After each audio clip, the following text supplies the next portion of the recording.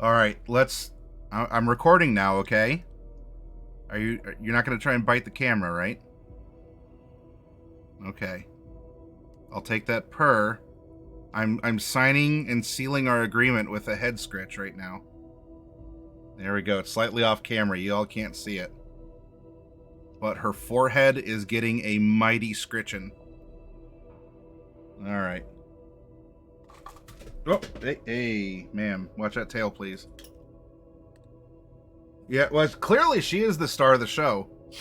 But maybe it's an extended tradition because, as any of you who own cats know, if you're playing a role-playing game, they're going to jump on your table and they're going to bap around your minis and do all kinds of other things. So she knows what she wants and she's going for it.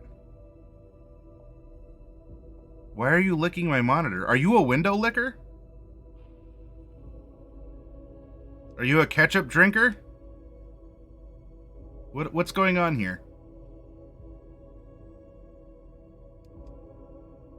The next scene for the camera is open cat's mouth, and I mean, yeah, that would be like, and then, you know, game over or you died or something along those lines.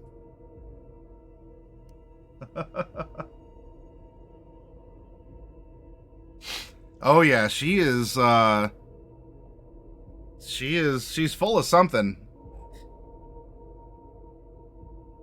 Yeah, a Windows licker. Yeah, there we go. That was a big stretch. All right, hey, why don't you scoot?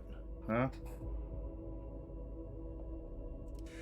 Where were? Oh yeah, so we're getting the team back together, and I don't mean trying to sew Hamburger back into a cow, though of course that's what Trauma Team is supposedly good at doing if they weren't involved in a fiery crash and then an icy crash. Something happened last night in the role-playing game. I suggest watching the VOD, or you can watch it on YouTube. Every roleplay part is going to go up on the Saturday and Sunday in the 2 parts to every session that we run. So, self-promo! Heck yeah! Exclamation point YouTube.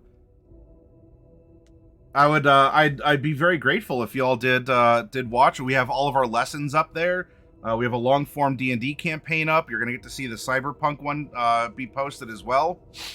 And there's a lot of fun stuff up there for you all. Also, when we hit 4,000 followers on Twitch, I'm going to be giving away a gargantuan pre-painted Tiamat with free shipping to a U.S. address. So if any of you out there are lurking, if you came in on a raid or you found us randomly from the Tabletop RPG channel, if I have earned your follow, I'd appreciate getting that click, because then we're going to be one person closer to giving away this $400 mini. I haven't even heard of it, so I can't tell you that I'm going to play it after FOV.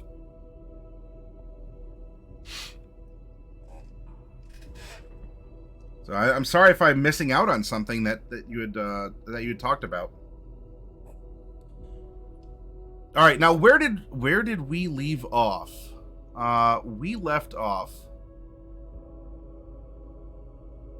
Let's bring this in a little bit more here.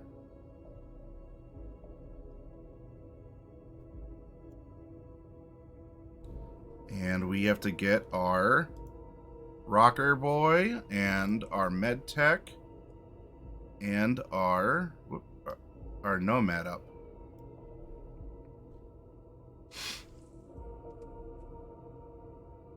Polybius. You're gonna have to be specific, because it's not ringing any bells, unfortunately, after FOV. Now, what we did in the last section, using our normal D&D style template for party comparison, we went through and we filled out a similar one for our Cyberpunk crew, our team, our party. Only the edgiest of runners here. In order to get an idea of the mechanics that we can lean into, or that we should avoid. Uh-oh. Hang on real quick. You all know the drill. Come on. Energy in chat.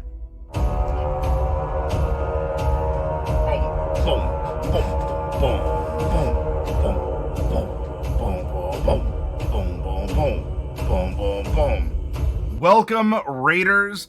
Coming in strong. High energy. Nat 20 Productions Official.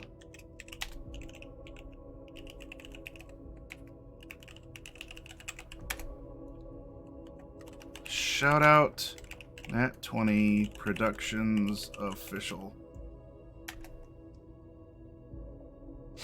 Hello, Legends, says Nat 20. Waffles and Holes, says Mahooch. You must tell me what was going on in Pathfinder. Nat 20, you know the drill. You are very much welcome to offer a little self-promo here and tell us what was going on in your story, in your corner of Twitch here. But welcome to you all. Thank you for joining us in the workshop. We're going over looking at character sheets, in this case for Cyberpunk Red, and extracting some data from them for story consideration. Yes, welcome again, Nat 20.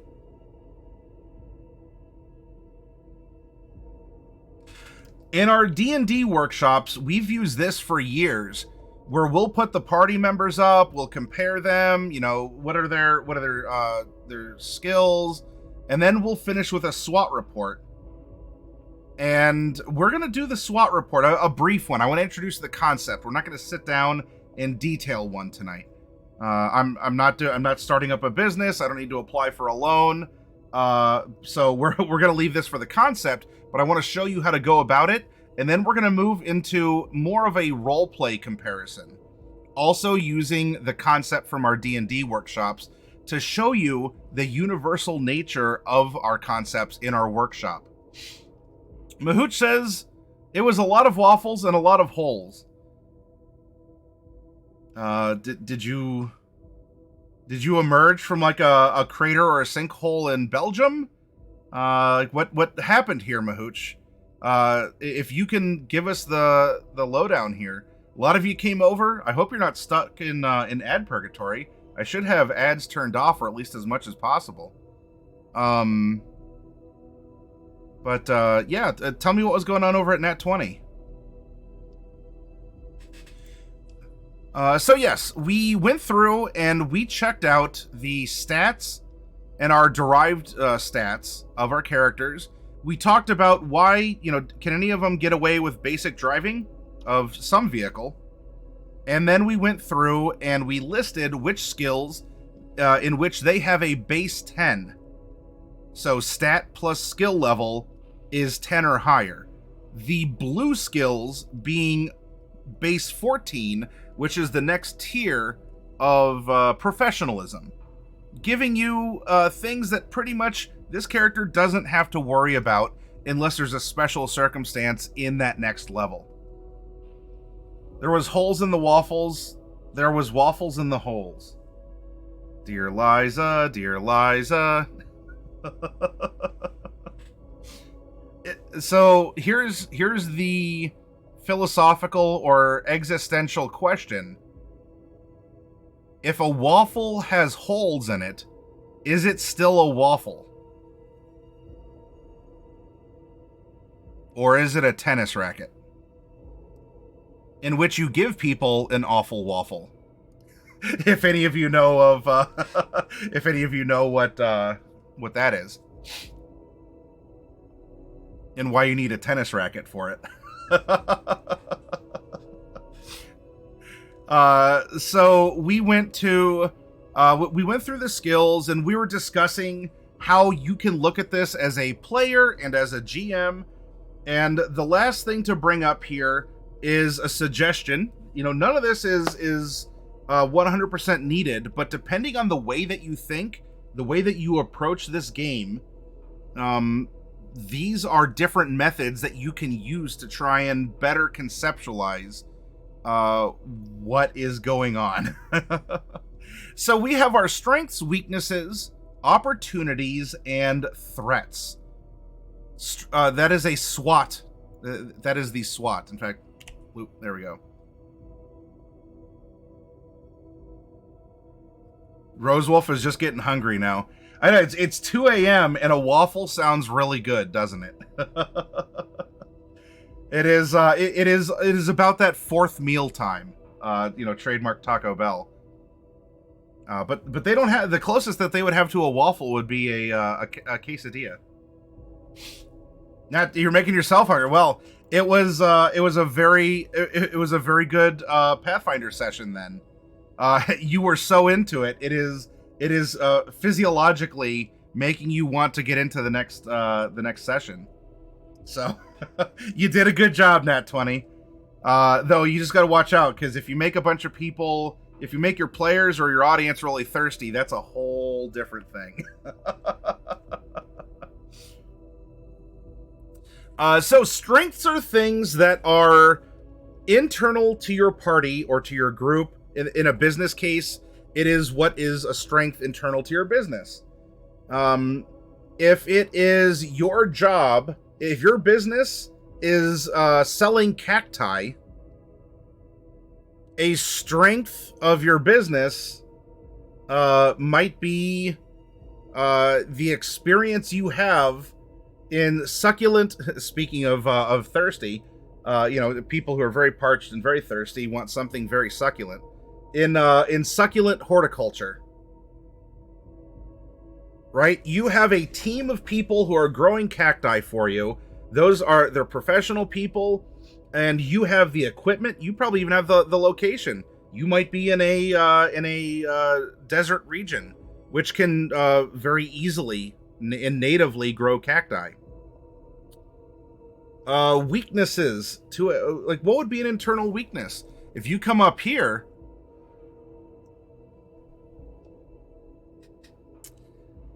everyone has not super low hit points, but their body, if any of them get to a dying state, it's gonna be tough.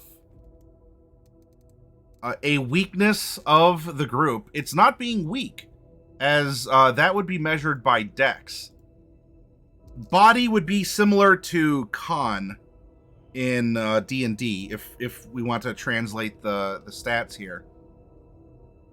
But body is middling to weak. And so our team, our weakness is being weak internally. We can't take a lot of damage. We have to be smart. And one of us is smart.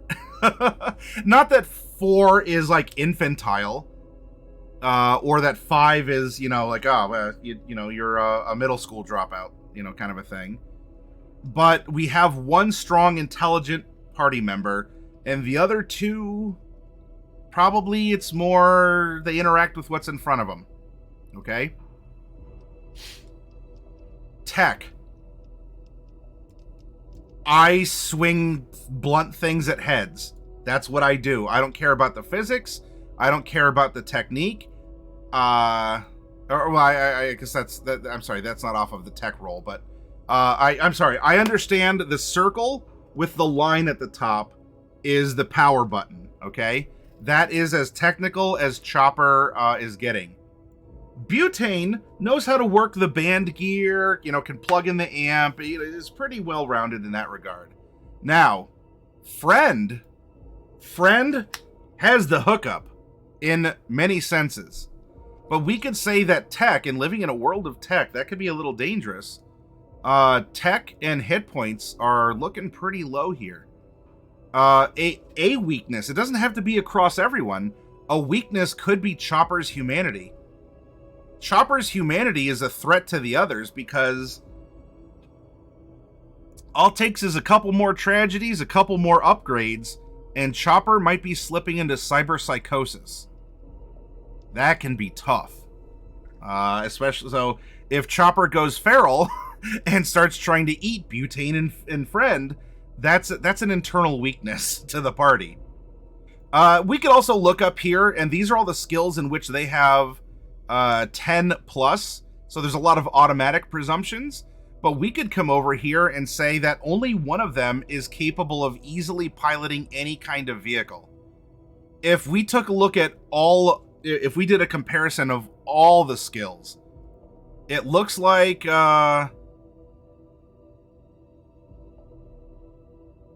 accounting's not doing too well. We have a 5 in accounting, a 4 in accounting, and an 8 in accounting. No one is a trained accountant. Now, will that be important for the story? That's up to us as the GM who sees this pattern in the layout. If we want to have a baffling moment for them, or to increase the difficulty of a puzzle, we know that we can hit him in the accounting, and that is one way to provide a challenge that could introduce them to grow in that direction. Or animal handling. We have an 8, a 4, and an 11. So actually Nomad's pretty good at that. Still, if Nomad is the only one who can do it, and you got to provide cover fire for Nomad to rescue the Night City University's mascot from being stolen by a rival team, then it's up to our rocker boy Butane and our medtech friend to try and provide cover or to stall the people who are coming for Night City University's mascot. And I'm going to give you a hint.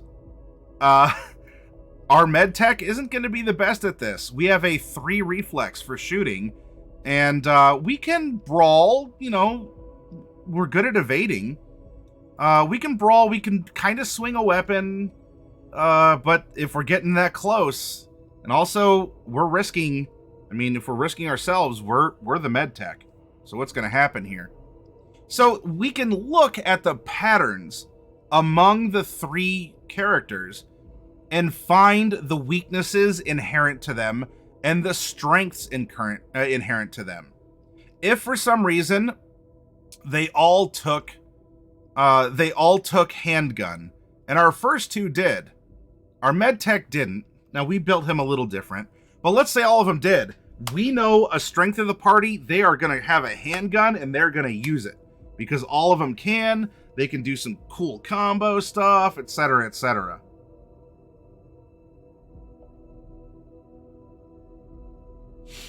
Okay. Thank you for posting the links after, Fav. If we need them to find an NPC to solve a puzzle for them, we introduce the concept of accounting, says Awkward Mancer. To hack, the Netrunner has to use Excel, says Australis. You know, net running is something we haven't covered yet. Maybe that's something that we could do on Friday, or we could talk about it during the Saturday the Saturday giveaways for the winter quarter. So anyway, we have our comparison, and then we have that's a preview of what's to come. Then we have our opportunities and our threats. I suggest listing these out. These are external things. These are called externalities. If you are wanting to grow cacti, a threat to doing so would be that you live in an area that floods frequently. You know, the weather and the climate isn't proper for growing cacti. Because that's external. You cannot control, I mean maybe in Cyberpunk, but you can't control the weather, okay? That is something that is outside of you. It is a threat to this party. It is a threat to this entity from without. An opportunity is something that an opportunity that would be external to a cactus growing business would be if there's a social movement on or a movement on social media where everyone is into organic sewing needles. And while you were not prepared to harvest the needles from the cacti for some practical purpose, all of a sudden, biodegradable sewing needles are all the rage, and it becomes a $10 million business. And all you have to do is hire someone to pluck the needles off and to poke a hole in them. And all of a sudden, that's an opportunity. You never expected it. You may not have even had a hand in creating it through some sort of manipulation on social media. But that is an opportunity that you are primed to pick up because you have a plethora of cacti and their needles. I hope this is making sense. What the differences are between strengths and weaknesses, opportunities and threats, and where you can find them in the party. If a party member gets injured, an opportunity to save them is there because they have a med tech who has access to cryo chambers and surgery.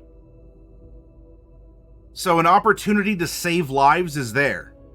You, as the GM, might be a little bit more willing to push lethal style encounters because even if everything goes bad, there's presumably a backup. There's a way to replace parts.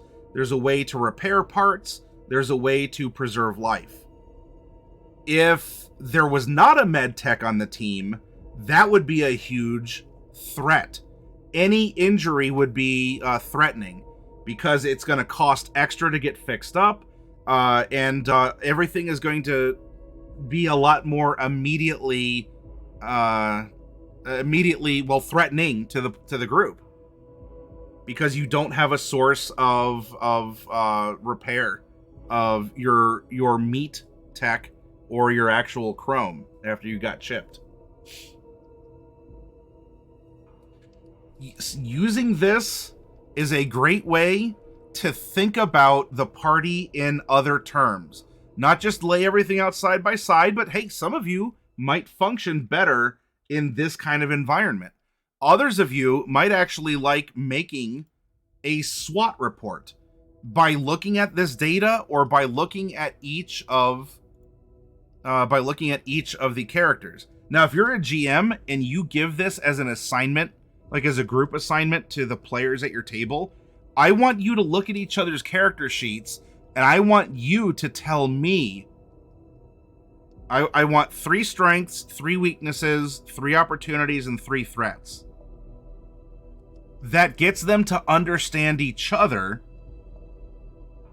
It allows them to go, oh no, if we have to, do something, then we're in trouble. But they all realize that, which means they can account for it over the course of play through upgrades or training or avoiding situations where cryptography might actually be the way out and only one of them is good at it. And by good, 8's not bad at all, but there's no training. And if I'm calling for a difficulty value 17 check, you need a 10. You need a crit in order to pass a professional level cryptography with just a natural 8 to your stat. In other words, you got to get lucky. If this were Traveler, the response would be, we need to hire more crew. Well, in the book, it's actually in the trauma team section here. What to do when a character dies. Prepare for the worst. Early on in the campaign, have your players start developing an alternate character to pick up the torch should the original go down. This could be a relative, a close friend, or even an old lover. It always helps if they knew the deceased PC and can slide into the crew with a minimum amount of disruption. Expect the end.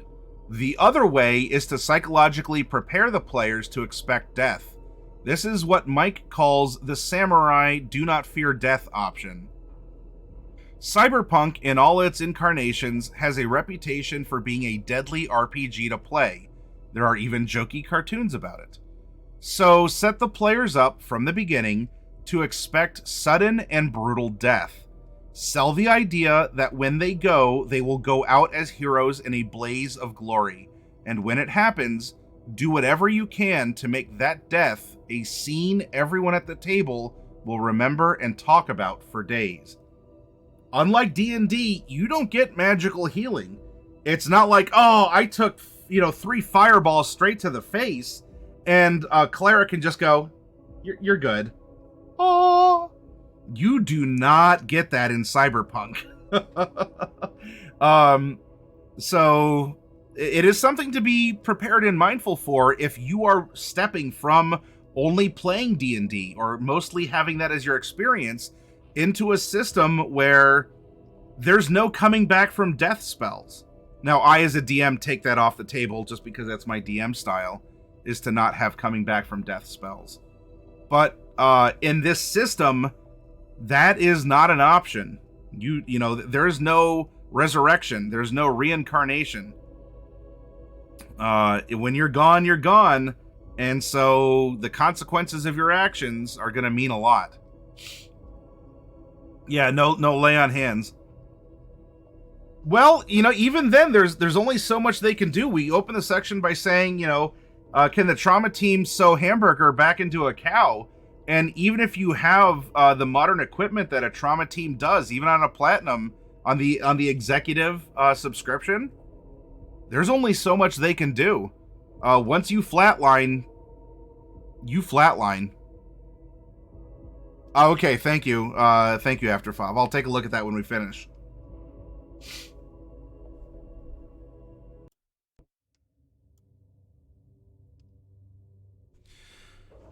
So that's one way you could go about it, and to take a look at the data, to take a look at what your team can do, what your team can be threatened by, and where to go. If like, well, if we need someone to scout ahead, who's going to be our best scout? Where is that strength? If we take a look, Butane has a 7 move, is the quickest. And so not only is Butane the quickest, with the most movement of everyone, you definitely don't want to send Friend. And even Chopper's a little sluggish.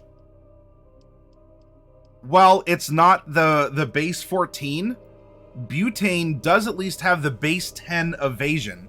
So we have someone who can stealth, who can evade, and who is super quick. So by referencing this sheet, everyone knows Butane is the get in and get out. Because Butane can also perceive. And if caught, can maybe wiggle out of that situation. Or if caught, catches a bullet to the side, there's something that the armor stopped most of it, but there's a wound. Butane has a 10 plus in first aid, and is going to be able to render some aid to anyone, including him or herself, more readily. Have a good night, Iron Chef. Thank you for joining us.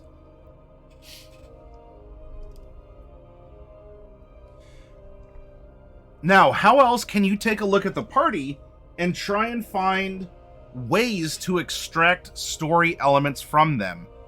I am going to bring up, and you caught a glimpse of this, this is our D&D worksheet to do the same, where we have a name, a synopsis of the character, their personality traits, ideal, bond, and flaw.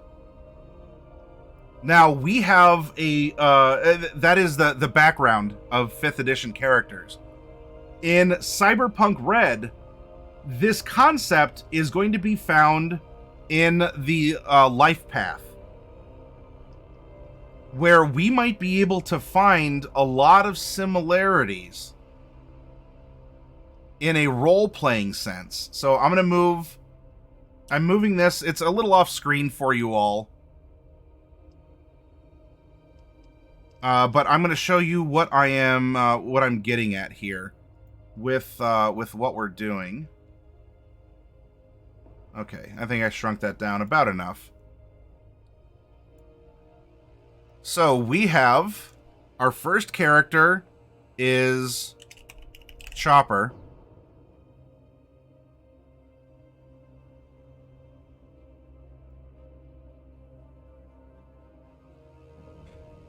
We have... Actually, I need to extend this out just a little bit, because we have some role-specific stuff here. We have a...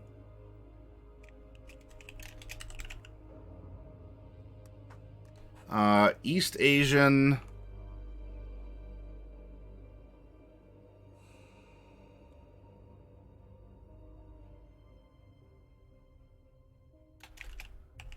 nomad born into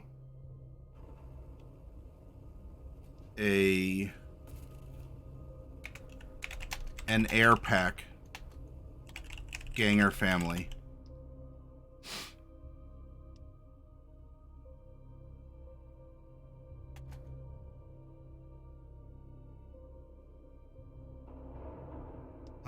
Let's...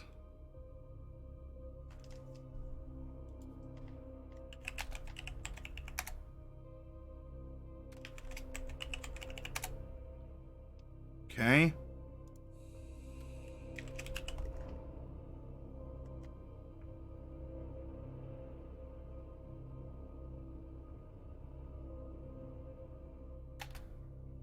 She has problems trusting others.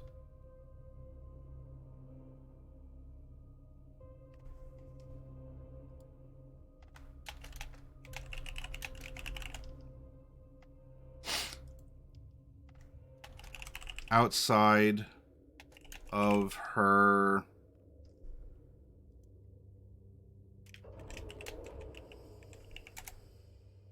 whoops.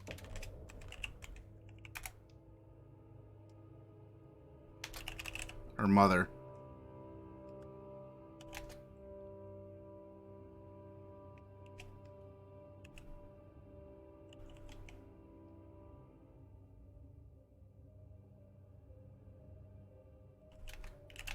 Or I should say, after the loss of most of her family, the only thing she values is honor. Now, if that's how you want to read the life path and the role-specific life path that's down here, then that's an excellent synopsis. And you can come through, and where we had personality 1, personality trait 2, ideal, bond, and flaw, you can also just take this and list it out. Though, I think having a paragraph bringing some of this together works really well, and then you can have something more along the lines of life goals. That would be like, kind of like the ideal. If you think it's significant to your character and or the story you want to tell, most valued possession.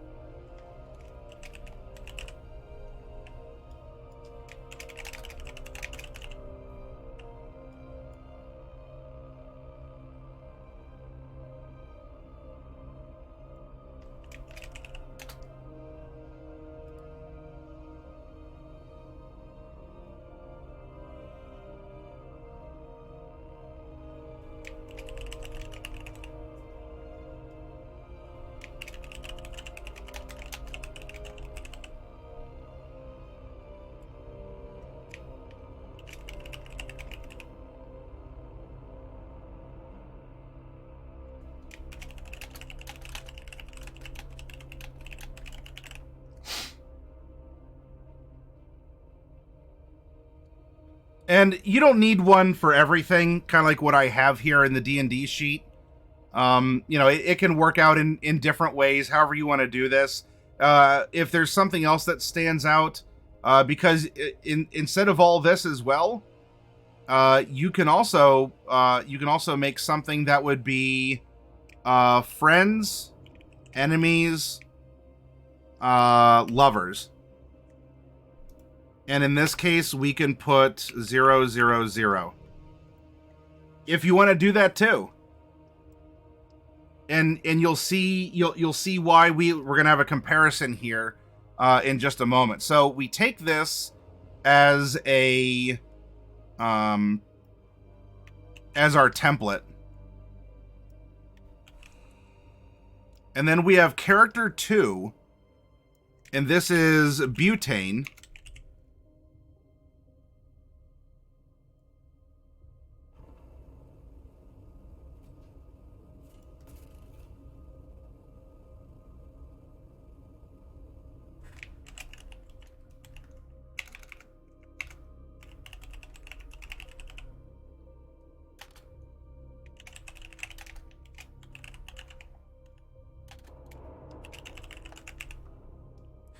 Butane is a spiky-haired Central American rocker boy born into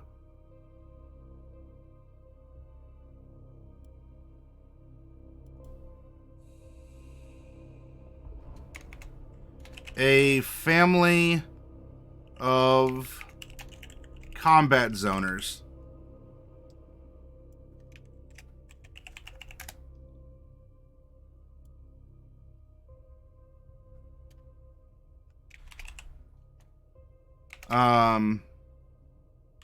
Misfortune scattered his family, and he was taken in by a famous star to live in a corporate like facility or neighborhood, like a corporate in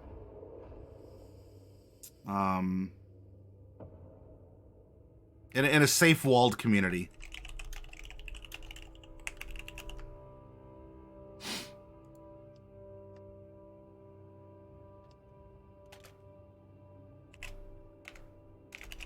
Turned his childhood of friends and memories into an adulthood of comedy, which ultimately led to tragedy. So we come down, our life goal is to get what's rightfully ours, which is probably money.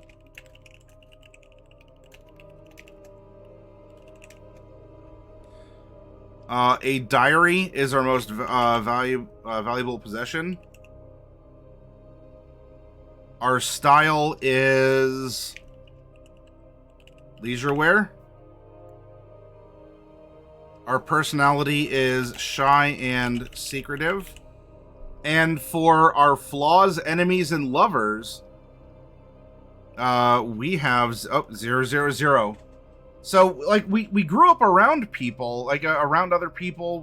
Or actually, I'm sorry, did we do the exploring as the med tech? I don't know if that was the med tech. Yeah, we ran free. I'm sorry. So, like, we were adopted in, and we're kind of like raised. Like, no. You are living this lifestyle now. But we also have problems trusting people.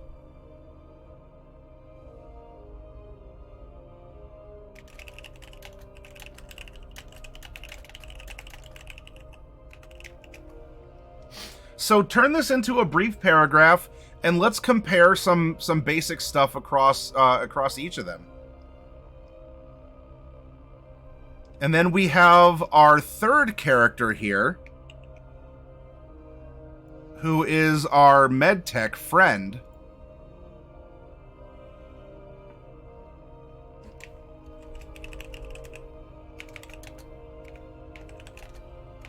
This either works.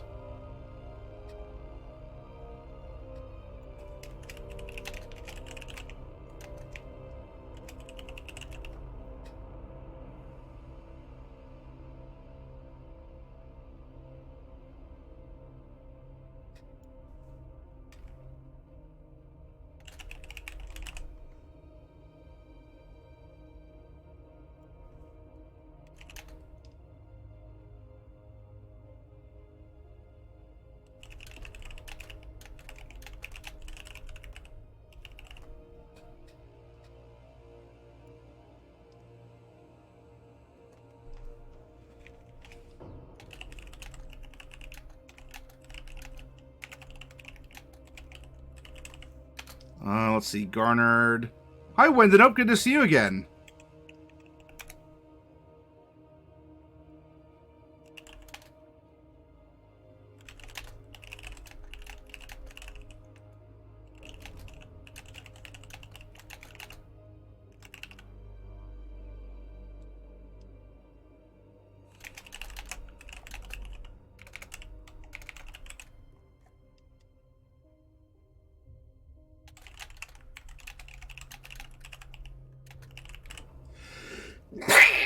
Ooh, that cat's still around somewhere.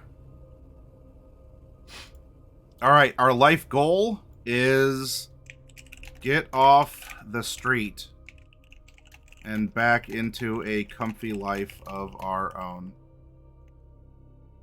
In peace with our friends. Our most valued possession is also a photograph. Our favorite style is urban flash. Our personality is also intellectual and detached. And for, we have 3 friends. We have 2 enemies. And we have 0 tragic love affairs. Kind of. Something certainly happened here.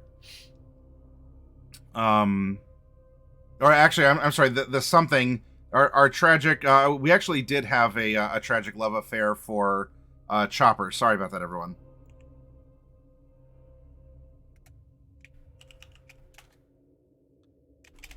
Had to execute our first love because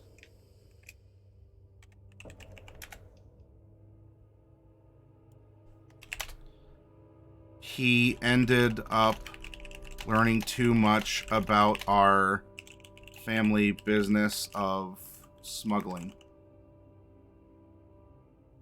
This is what had embittered us up here.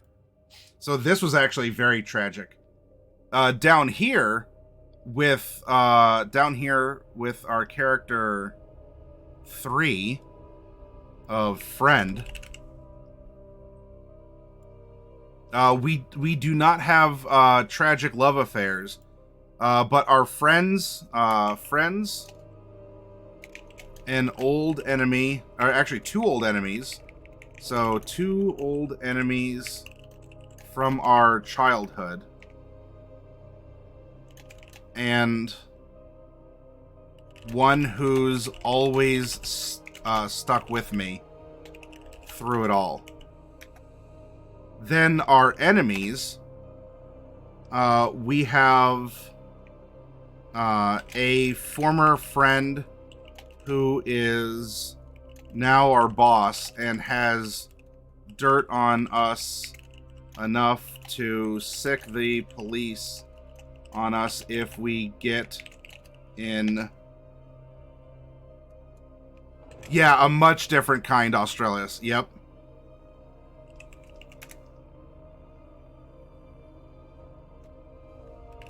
If we get in his way.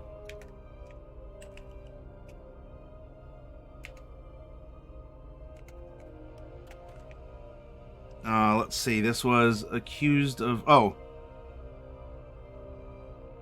I'm sorry. The former friend. The boss is the second one. A former friend who has dirt on us enough to sick the police on us if we get in his way. It was probably what might have ended up leading our friend character to live in the streets, to sort of get kicked out of the walled city that he was born into. So if we go back, right, this person will... No, get this person out of here. The other is a former boss in our trauma unit who accused us of, I guess that would be like malpractice, I guess. Malpractice.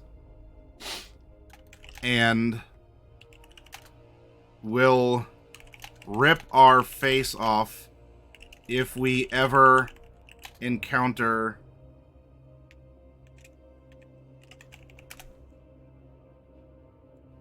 him again.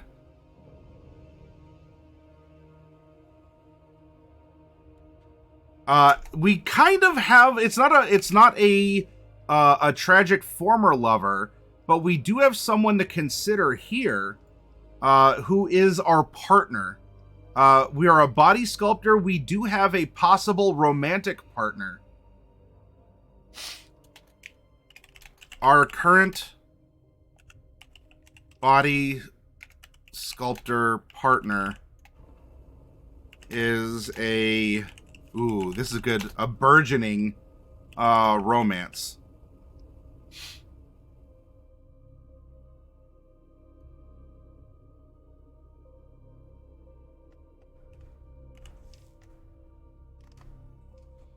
All right, now what do we do with this info? We have it, and there's actually a little bit more we could extract out of here. But even if we just go with this info,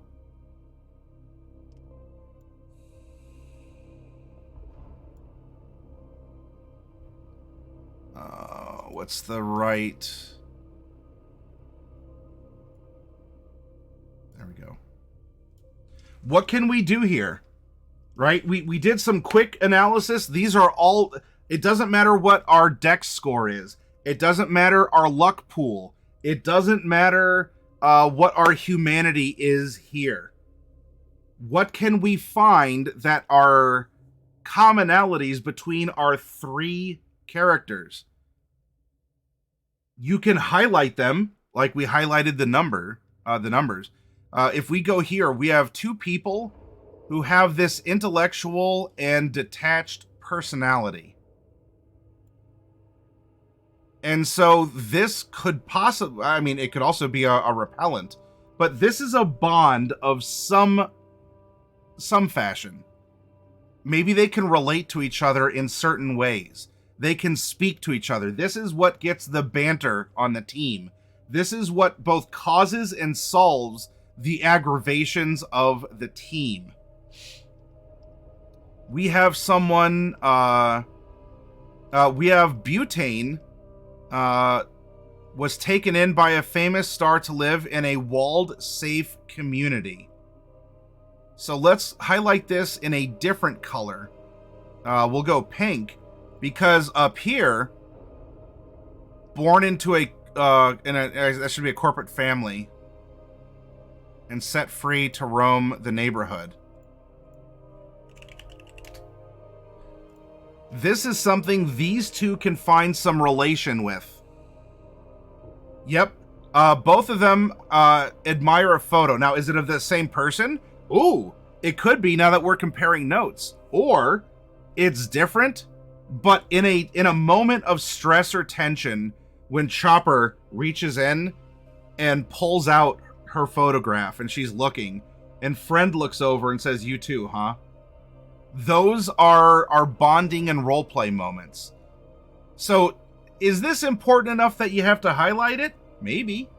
It is a bond, and maybe instead of most valued possession, you'd probably throw that into the synopsis. Remember, none of this stuff... what I'm presenting are suggestions and ways to get you to think about your approach of finding these bonds. These are the roleplay bonds, not the mechanical ones. And also the things that could strain the relationships. Let's see, we have someone...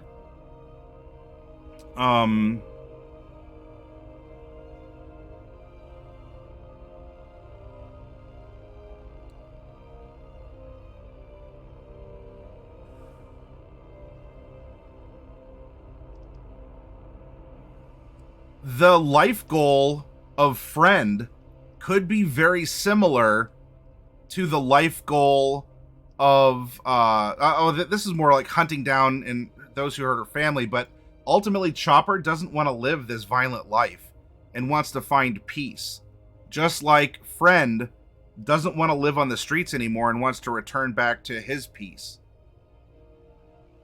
And so this could even be a goal shared by all of them, because Butane wants money and to live in this kind of an environment. So we have money here. We have a comfy life of our own in peace, which is going to require money getting back there. And someone who wants to go back to a peaceful family.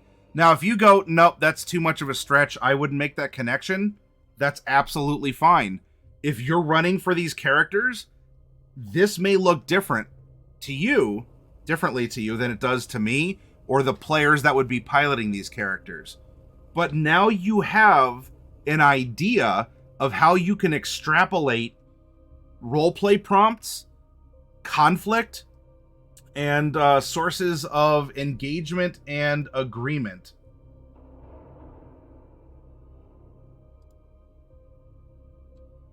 Now, what is one more thing?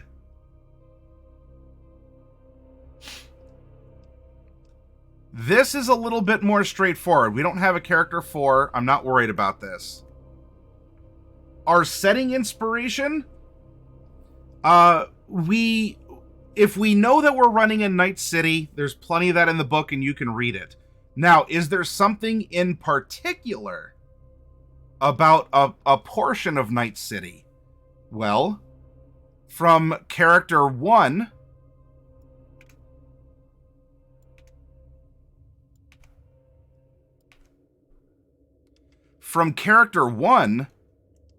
we actually have a setting outside of the city from the Drift Nation.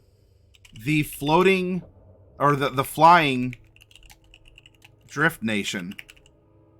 Maybe this amalgamation of blimps and devices comes by Night City every 2 years or something. I don't know. But this is inspiration to add to the basic setting of Night City. If we take a look at the other, and we can always go back to the character sheets as well, because we just sort of did a quick fill-in here. You can always go back to the core sheets, or if you're taking a look at your own notes that were important enough to go here as well. What else do we have? We have a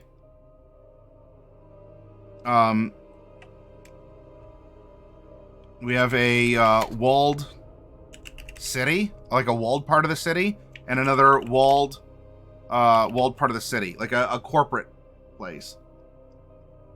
Windenope, I'm going through techniques about how to look at the player character sheets, the player's character sheets, and get information from them.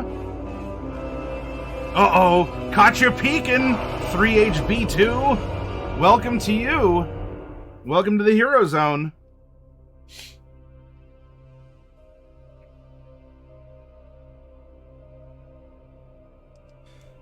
And how we can customize the generic Night City setting. How we can customize the adventure, the campaign that we want to offer to those players. What about NPCs? Well, from Chopper, we have the entire the flying pack, surviving mother,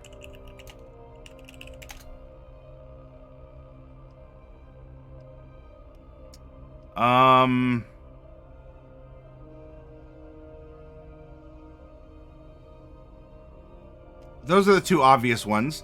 What about from Butane? We have Butane is inspired by a public figure. So we have our public figure that kind of like adopted him in from the streets. And the club owners that give him access. The comedy actually led us to lose our friends who were we had a comedy troupe, but our version of the aristocrats apparently ruffled the wrong feathers and things happened. And what about our dear friend? As an NPC, we have our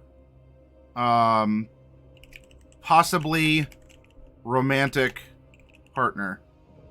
And partner in this case is not just the the partner that you have a social relationship.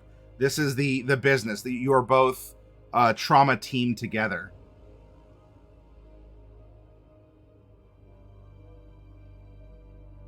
Let's get that a little under control.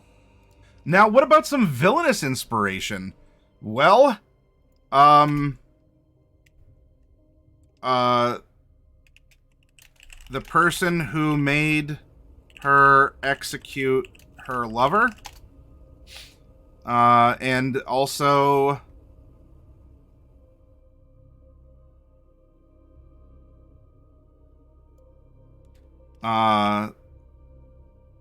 those who hurt her family afterwards. Probably some nomad gang family feud, right? Butane as a villainess here. We actually do have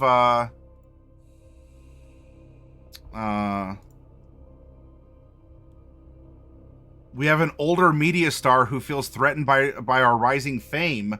That could very well even be the person who took us in. Dun dun dun. Our adoptive sponsor, right? The person who took us in could very well be that same public figure. What a twist, right? That is the twist. You think it's an NPC who's supplying information and jobs, but really you're just doing this person's dirty work. And by the end, you've proven yourself useful for getting rid of the competition. Now all that's left is to get rid of you. Uh-oh. Uh-oh.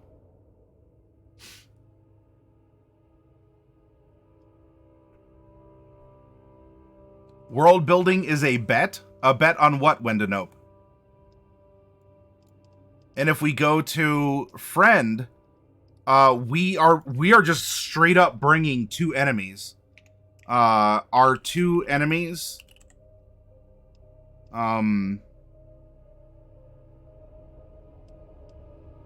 Yeah, I mean, just straight up, it's right there.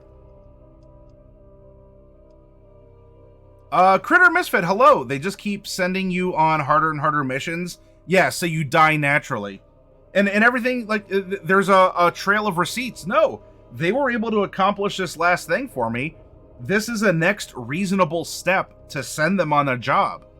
This in no way should have been lethal given what they've been able to do before. Wink. Acknowledging wink. So exactly, Critter. When the Nope says, how mad you can make the PCs with chaos? Is that what you're saying? This is corporate. Nobody cares about reasonable. I guess as long as you can provide the receipts, right? And then if you provide the wrong receipts, those go to the shredder and then the incinerator. And then, the ashes that are made into the alcohol fuel everyone uses is then burnt in a motor somewhere just to make sure. When the Nope says, go get 5 apples, next quest, go get a dragon's tail from a living dragon. That escalated quickly. An ancient gold one. Yeah, you got apples, so you know how to pluck things. So I'm sending you to the, from going to the apple orchard, I'm sending you to the ancient gold dragon to pluck its tail. Come on. Now, what are some adventure inspirations that we can find from just what our players handed us as the game masters? They handed this. If this is on their character sheet, we can reasonably presume they want to play this character. They think there's some spice, some zest. They want to explore aspects of these characters. Else, why did they even bring them to you? Why are we playing this game? So it's not unreasonable to go to their character sheets and to get this kind of information. Pardon. And we could find that sort of stuff through our life goals. That could just straight up be the adventure inspiration. We could even find stuff in maybe friend actually would like to try and redeem one or both of his enemies. right? If we sit down with the player and the player says, you know, I've been thinking about this a little bit more. They're starting off as enemies, but I think it'd be really cool. Like, can we be this character that not only are we providing bodily aid and succor with our succulents, we'll bring the cactus farm into this.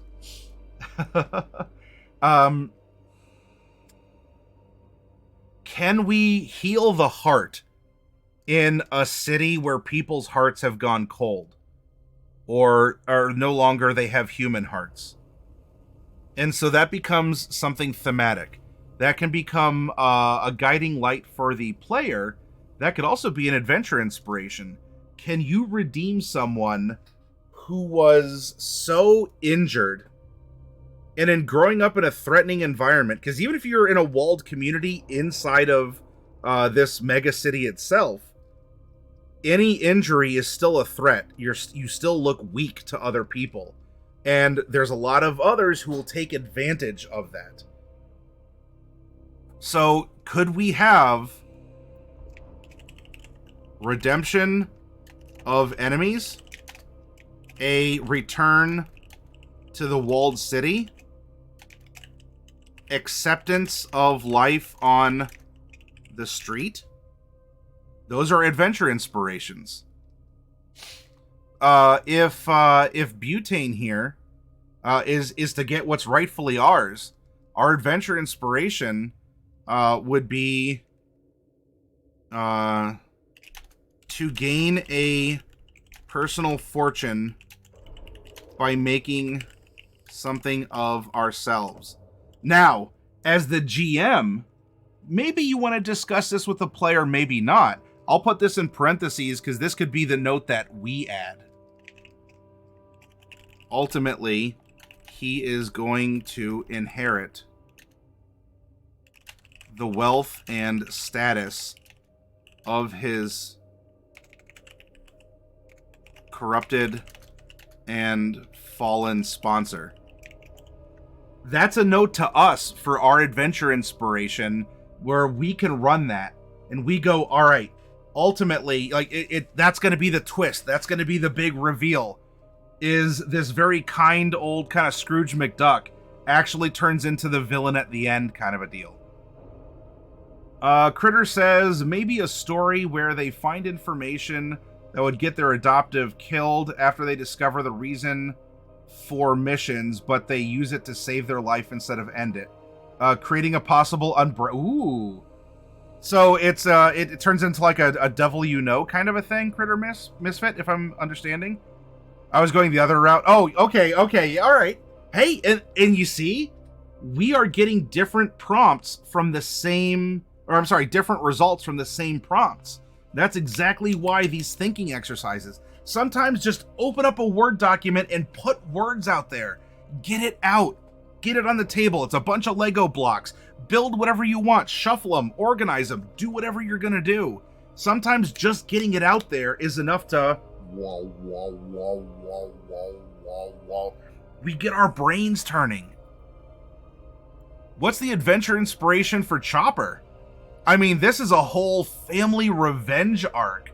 And this is probably even against people she knows in her pack. They may not be the family in the pack. But this could be another similarity, because Butane doesn't know it, but Butane's path is going to be a lot like Chopper. Chopper's just is going to be a lot more direct. Yeah, Uncle so-and-so made me kill my lover, and I'm gunning for Uncle so-and-so, who stepped up, took over the pack, and kind of led it astray, and my family was scattered because of that. So Chopper's doing the overt stuff that could end up preparing Butane for that conflict to come, and could be a great bonding moment. Because here we have in the moment, right? Butane just realized what happened. Rainy night, wind is blowing very dramatically. Like in Batman animated series, the sky's always red and the moon is always full for some reason. Whatever. And he goes, I know what I have to do.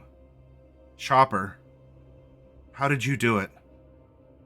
How did you do it last month when we were up on those airships, and you had your uncle on his knees pleading for all the stuff that I don't have my mature filter on, for all the stuff that happened? How did you find the courage to pull the trigger? And then you have this very named Chopper, a very blunt character, say what she has to say about that moment. In Butane, the comedian rocker boy here gets to stop and think on that. You know, and even a comedian can cry as the rain is hitting his face. You know, obviously the angle is that of that anime angle where the eyes are completely dark, right? You see the cheek, and even our comedian can cry as tears come down as he realizes that his sponsor, the man or the woman that he loved the most for taking in him and his family off the streets, is actually the one who, if he doesn't get rid of, is going to get rid of him. And he's going to be in that spot where he has to pull the trigger just like Chopper. He thought that's only something that the savages do, that the nomads who live out in the Badlands did. But here he is. You know, life was handed to him. He got to live in a walled community. He got to perform in clubs. He got to do a lot of this stuff. And now he has to go to the source of it all, which is also of his joy in life, which is now the source of misery for so many others, now that the light has been shown to him. And how does he find the courage to do it? Yeah, comedy versus tragedy. Critter says, "Hey, you're right. It is Legos. You heard it here. Ancient gold are easy as pie." And I'm sorry, Nope. I saw your other comments here. Like taking apart two Legos. I wish my players and me were this detailed. We could make some emotional scenes. Nope. I hope that you get emotional scenes with your players, and I hope exercises like this will empower you as the storyteller to sit down with them and say, everyone, I want you to whip out your character sheets. We're going to put them on the table, and we're going to sit down and do this. We're going to sit down, and we are going to complete a quick little workshop, a worksheet from some rando workshop I found on Twitch, right? Some weirdo, just talking about storytelling stuff. But look at this. From just the sheets that we were handed by our players, look at everything that we've been able to do. We've been able to draw bonds. We've been able to connect them. We've been able to find their weaknesses and inspire ourselves to tell a compelling story both inside and outside of Night City. Why? Because, wouldn't you know, at some point in the story, this air nomad pack is going to be coming by the outskirts, and Chopper is going to get to lead. And there's other arcs where Butane's going to get to lead, and where Friend is going to get to lead on this journey that is fulfilling for each of them, as it is also threatening to them.